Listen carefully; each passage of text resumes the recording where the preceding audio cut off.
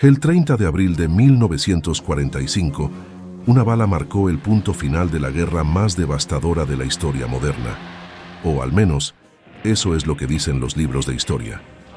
Según la historia oficial, ese día, en un desesperado intento por no ser atrapado por sus enemigos, Adolf Hitler, líder supremo de la Alemania nazi, terminó con su propia vida en el interior del búnker, no sin antes ordenar a sus hombres que quemaran sus restos para que los soviéticos no pudieran exhibirlos como trofeo. Pero, ¿y si esta historia no fuera más que un mito? ¿Sabías que los informes oficiales sobre la muerte de Hitler están llenos de contradicciones?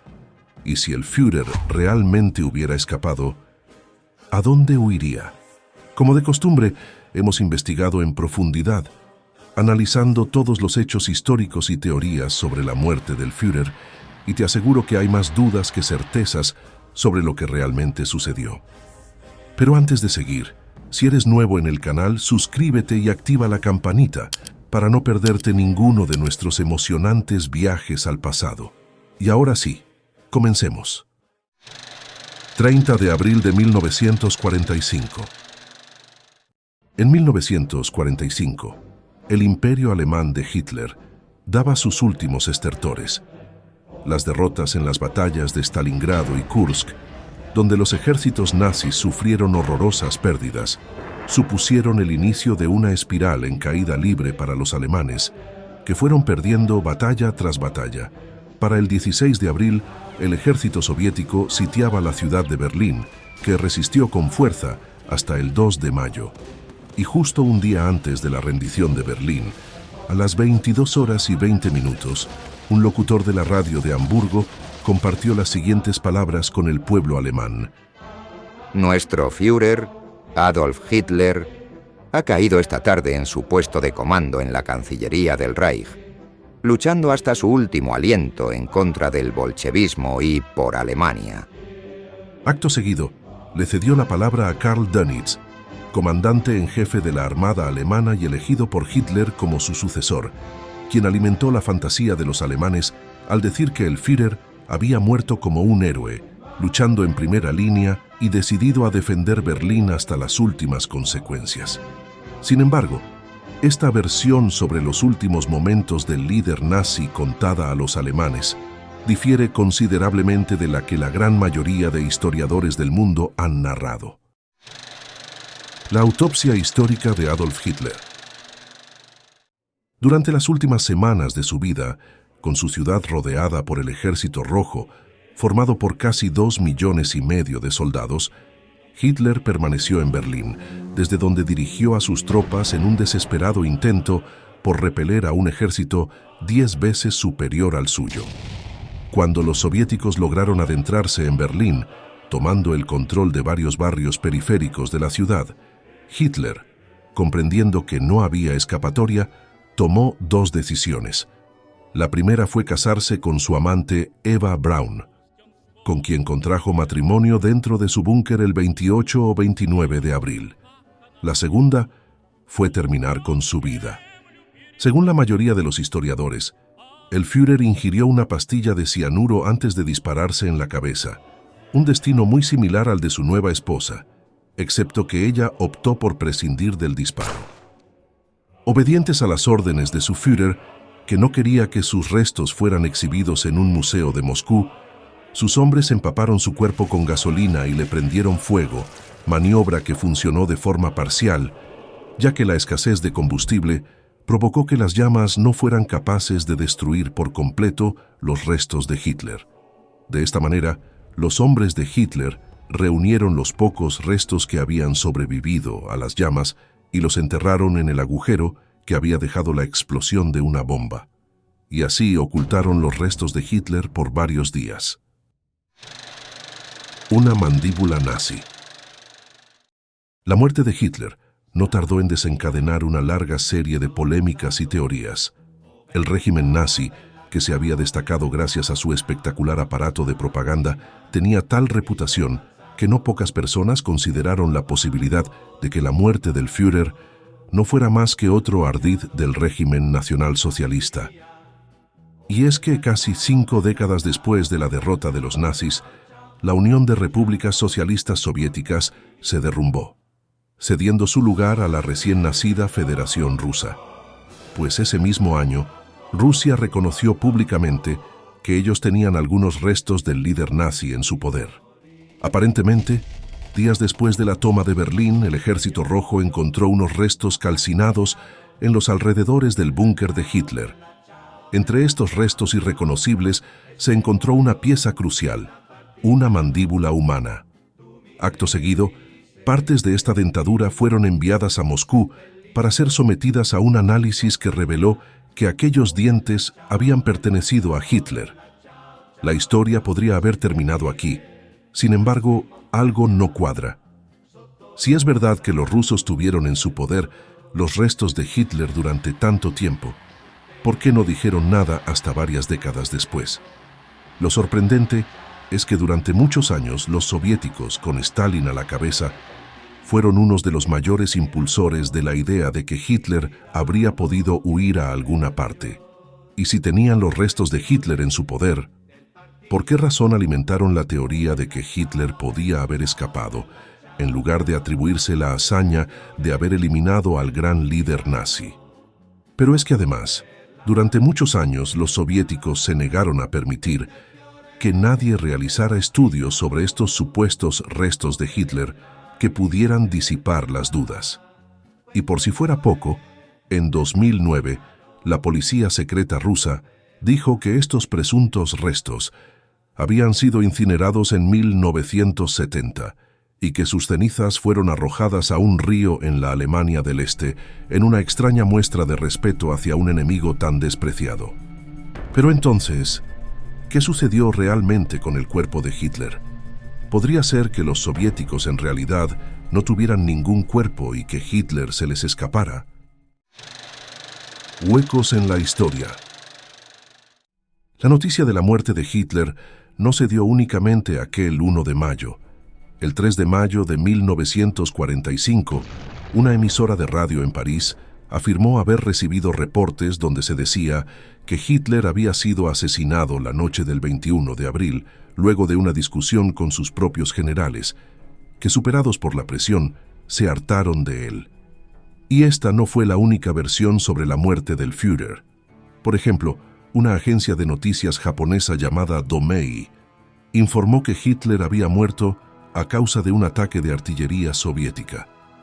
Pero la más sorprendente y reveladora de todas las versiones fue la dada por un ministro de Exteriores nazi, que afirmó que Hitler había fallecido varios días antes debido a una hemorragia cerebral y que había sido llevado a la capital alemana para morir como un héroe. Todo esto seguido de una afirmación llena de contundente confianza, cuando dijo: pueden estar seguros de que el cuerpo de Hitler no será descubierto. ¿A qué se refería el ministro con esta afirmación tan contundente? Por otra parte, los rusos afirmaron que cuando tomaron el búnker donde supuestamente estaba el Führer, encontraron numerosos cadáveres, pero ninguno correspondía con la apariencia de Hitler ni de Goebbels, su mano derecha y ministro de la propaganda nazi. Y lo más cercano que encontraron fueron los restos de un cocinero que miembros del servicio doméstico identificaron como Hitler, pero que finalmente fue identificado como uno de los dobles del Führer. Sin embargo, más tarde se demostró que sí estaban los cuerpos del matrimonio Goebbels y sus 6 hijos. Demasiadas contradicciones. Argentina, España o Colombia. Durante bastante tiempo, el líder supremo de la URSS, Joseph Stalin, sugirió veladamente que Hitler podría haber sobrevivido y huido con ayuda de algunos viejos aliados occidentales a países como España o Argentina. Sin embargo, la lista de países a los que el Führer pudo haber huido se ha estado ampliando con los años. En 1954, 9 años después del final de la Segunda Guerra Mundial, se tomó una enigmática fotografía en el municipio colombiano de Tunja. Esta fotografía está presente en varios de los archivos de la CIA y otras agencias de inteligencia en todo el mundo. Y en ella aparece alguien cuyo parecido con Adolf Hitler despierta enormes sospechas. Durante 30 años, Abel Basti, reconocido periodista e investigador de origen argentino, se ha dedicado en cuerpo y alma a seguir el supuesto rastro de Hitler luego de su presunta muerte. Basti es un ferviente convencido de que el Führer no solo consiguió sobrevivir a la Segunda Guerra Mundial, sino que también huyó a Latinoamérica, donde permaneció hasta el fin de sus días. Basti ha escrito varios libros sobre esta teoría, siendo el más reciente Las fotos de Hitler después de la guerra. La hipótesis de Basti afirma que Hitler salió de Alemania el 22 de abril de 1945 con destino a España, utilizando un avión como medio de escape. Una vez en España, el Führer partió hasta Argentina, específicamente hacia la Patagonia utilizando un submarino como medio de transporte. Basti sostiene su hipótesis en varias fuentes y testimonios presentados en su libro. Una de las más contundentes es un recorte de prensa donde el general Eisenhower, comandante supremo del bando aliado durante la Segunda Guerra Mundial, afirmó el 9 de octubre de 1945, durante una visita a Holanda, que aún había razones para sospechar que Adolf Hitler seguía con vida. Esto casi 5 meses después del presunto suicidio del jerarca nazi. Esta foto en la que aparece una persona extremadamente similar a Hitler no es necesariamente una novedad. Como dijimos anteriormente, una copia de la foto forma parte de los documentos de la CIA desde al menos 1963, documentos hoy clasificados en los que, si bien no se afirma con rotundidad que se trate de Hitler, sí se considera esa posibilidad. Hoy la fotografía original está en manos de Abel Basti, pero ¿cómo es esto posible? Bueno, todo se reduce a una larga investigación hasta llegar a los descendientes de la persona que aparece sentada en compañía del misterioso Führer. Se trata de Philipp Citroën. Citroën Hitler y el príncipe Bernardo de Holanda. Citroën, de origen holandés, era un importante miembro de la inteligencia aliada, que daba apoyo a los Estados Unidos. Esto último no es un detalle menor, ya que según las investigaciones de Basti, Philipp Citroën era también un subordinado que trabajaba para el príncipe Bernardo de Holanda.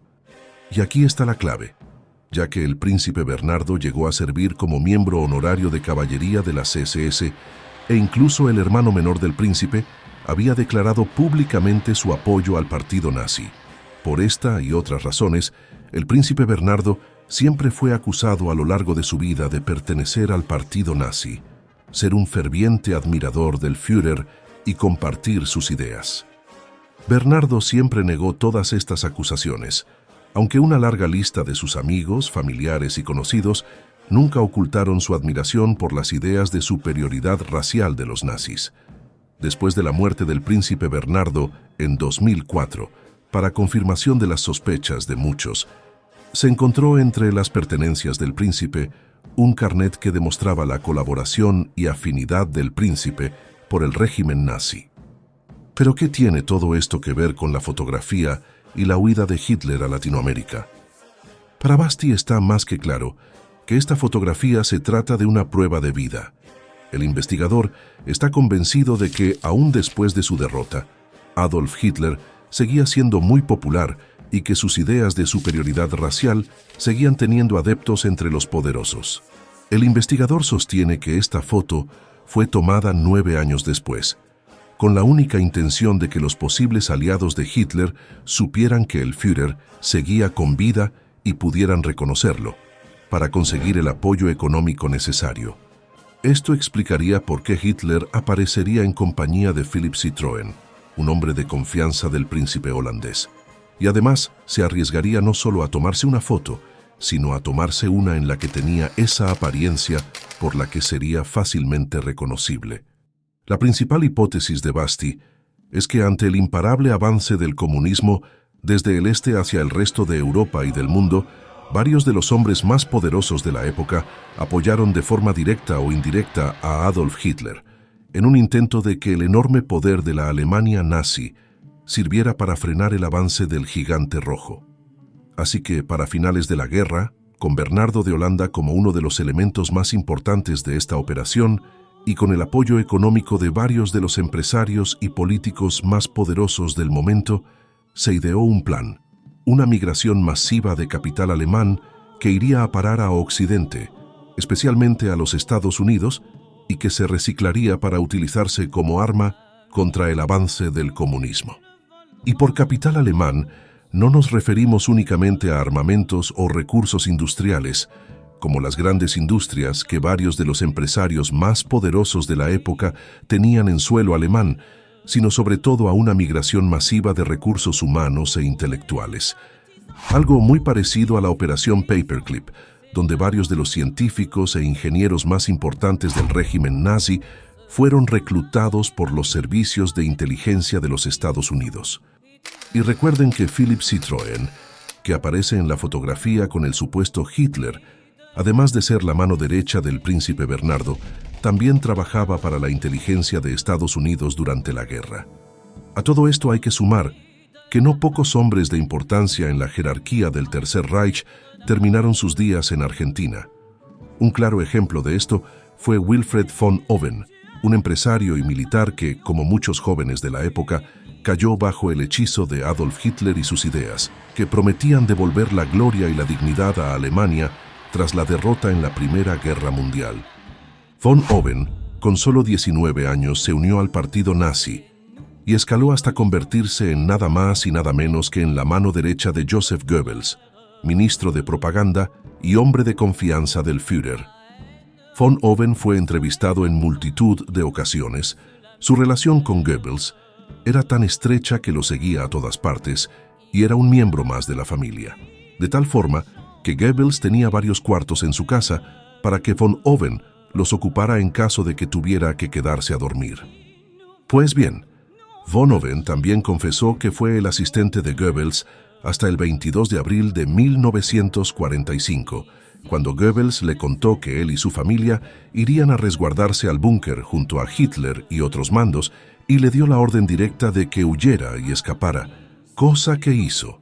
Y durante los siguientes 6 años, von Owen vivió en la clandestinidad, hasta que se le presentó la posibilidad de huir en la primavera de 1951.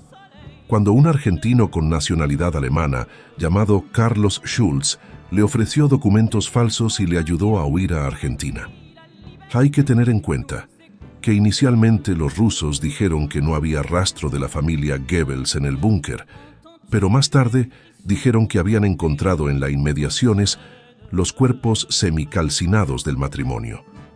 Sus rostros eran reconocibles y tenían un disparo en la cabeza.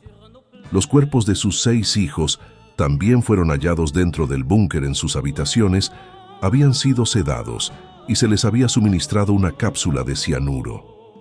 La madre, Magdalena Goebbels, que también era secretaria del Führer, decidió terminar con sus vidas antes de ser capturados. Después, ordenaron a los soldados que aún quedaban en el búnker que les dieran un disparo en la nuca, una muerte rápida, y que después quemaran sus cuerpos. Sobre los restos encontrados del matrimonio Goebbels hay pocas dudas. Está demostrado que murieron allí, por lo que la teoría de que escaparon con Hitler está totalmente desmontada. Otro ejemplo muy relevante fue el de Adolf Eichmann, teniente coronel de las SS y organizador de la llamada logística de muerte, ya que una de sus principales responsabilidades era el traslado de la población judía hacia los campos de exterminio. Luego de la guerra, Eichmann fue detenido temporalmente, aunque no tardó en escapar y, al igual que von Owen, permaneció varios años oculto en Europa antes de encontrar una oportunidad de escapar al continente sudamericano. Durante 10 años, Eichmann se mantuvo oculto en Argentina, bajo el nombre de Ricardo Clement, hasta que fue encontrado en 1960 y extraditado a Israel, donde se le condenó a morir en la horca. ¿Y cómo pasar por alto a Joseph Mengele?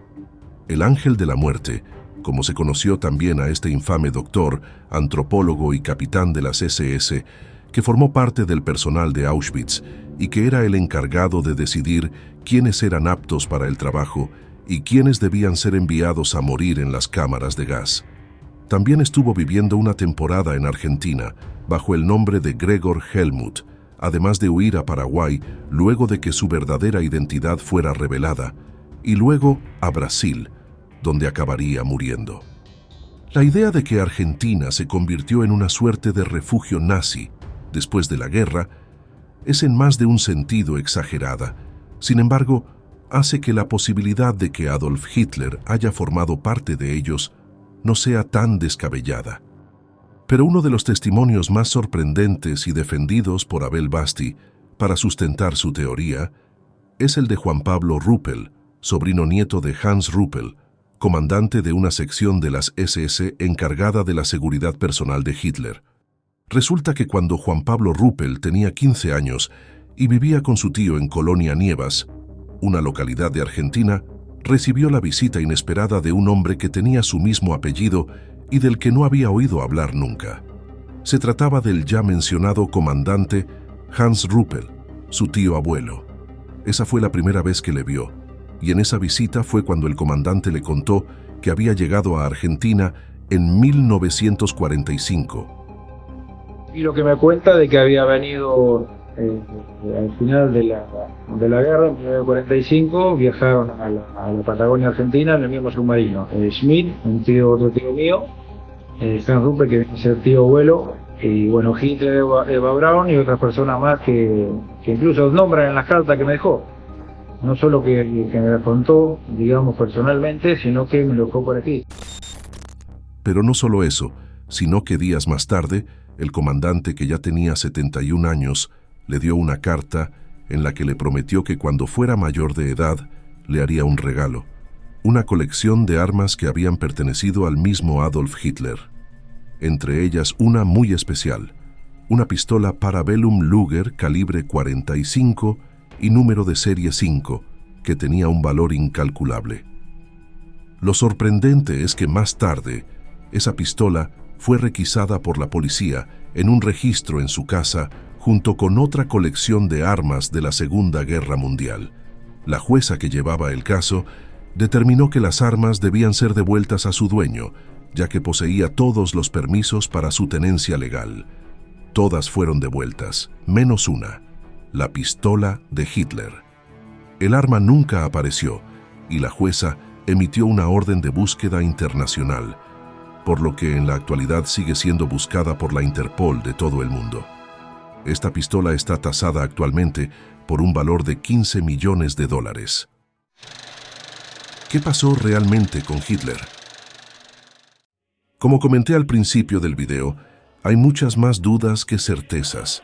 Por un lado, la versión oficial más reconocida por los historiadores sentencia que el Führer se suicidó en el búnker, y aunque Rusia en un principio divulgó la idea de que podría haber escapado, luego presumió durante años de haber tenido los restos de Hitler tras encontrarlos en Berlín. El caso es que se negó durante décadas a que estos restos fueran examinados, para luego decir que los restos fueron incinerados y tirados a un río en 1970. Finalmente, en 2017, los servicios de inteligencia rusos afirmaron que habían conservado algunos de los restos de la mandíbula y permitieron que dichos restos fueran enviados a Francia para su estudio, que determinó que pertenecían a Adolf Hitler. El artículo fue publicado en el European Journal of Internal Medicine y los patólogos pudieron comparar las muestras facilitadas por los rusos con las descripciones que se tenían de su dentadura.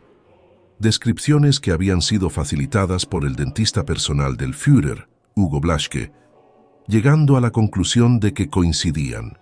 Los expertos aseguran que Hitler, cuando murió a los 56 años, solo le quedaban unos pocos dientes y usaba una prótesis.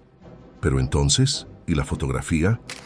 Pues, la imagen presuntamente tomada en Colombia 9 años después del suicidio de Hitler fue sometida a un profundo examen pericial que reveló que esta foto es verídica. Desde el papel utilizado, datado en la década de los 50, hasta el rostro del presunto Hitler, que según el experto en criminalística Enrique Prüger, la posibilidad de que se trate de algún tipo de doble queda descartada. Incluso se puede ver en su brazo derecho una marca que se corresponde con las heridas que Hitler sufrió en el atentado de 1944 y que aparecen en otras fotografías anteriores. Ahora te toca a ti decidir. ¿Crees que Hitler se suicidó en el búnker? ¿O crees que sobrevivió y escapó? Puedes dejar tu opinión en los comentarios. Me encantaría conocerla. Y si te gustó este vídeo, puedes dejarnos un fantástico like y suscribirte al canal para no perderte ninguno de nuestros emocionantes viajes al pasado. Hasta la próxima, curiosos de la historia.